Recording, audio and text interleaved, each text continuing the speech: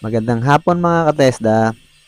Meron ako isi-share sa inyo. Ganito rin ba kayong mag-welding ng manipis na square tube? Ang kapal nito ay 1.2 millimeter. Kung ganito kayo mag-welding, pwes, ali kayo, panoorin nyo tong aking video. Sigurado magbabago ang hinang ninyo. Ayan, tara, simulan natin. Set muna natin ng 94 amperes yung ating welding machine. Medyo malakas to pero kaya natin kontrolin yan. No? So ito yung mas magandang settings ng welding machine, mas malakas.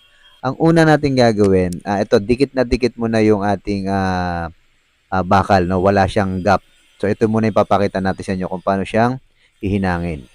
So pagkadikit na dikit yung ating bakal, madali pa siyang i-process ng welding. Pero ang process, hindi tuloy-tuloy.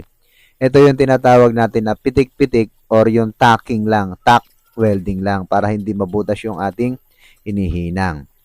So, ganun lang kasimple guys yung pagwe-welding ng manipis. Huwag mo lang siyang ibabad para hindi mabutas yung ating bakal.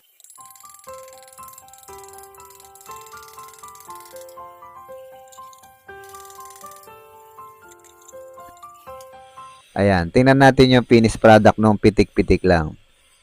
Ganyan ang itsura niya pag hindi pa nag-grind. Pero pag nag-grind mo yan, maganda na ang itsura niyan. Pwedeng i-grind, pwedeng hindi.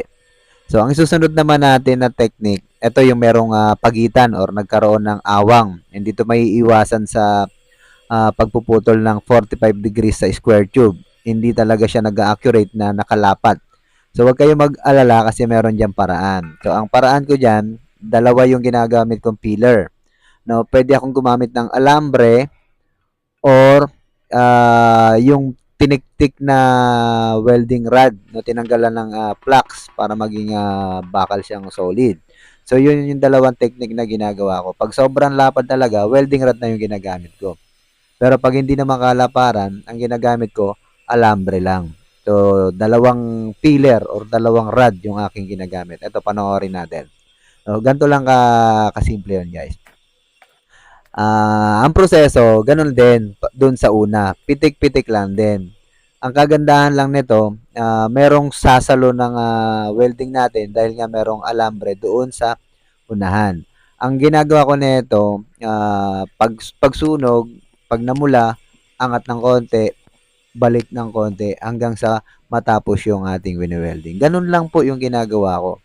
Ngayon, tingnan natin kung ano ang resulta ng ginawa nating welding doon sa merong alambre. Ngayon, pagdating dito sa may alambre, siyempre hindi pa talaga kagandahan yung unang layer niyan, no? Makikita mo, ayan, may mga konting butas pa. Ngayon, ang ginagawa natin diyan, ina-applyan natin ng second coat or yung second layer ng welding. Para pagka natapos to, magiging maganda na ang itsura ng welding natin. Parang na full weld na siya ng tuluyan. So, ganun po, kasimple yung pagwe-welding doon sa manipis na bakal. So, tingnan natin pag natapos tong welding na to. Tingnan nyo yung resulta ng welding.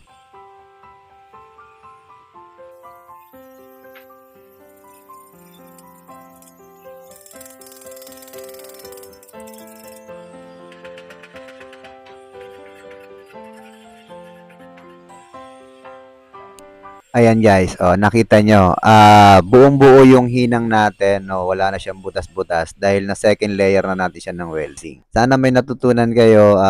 Kung meron kayo natutunan, please like and share naman at pa-follow ng ating page. Salamat!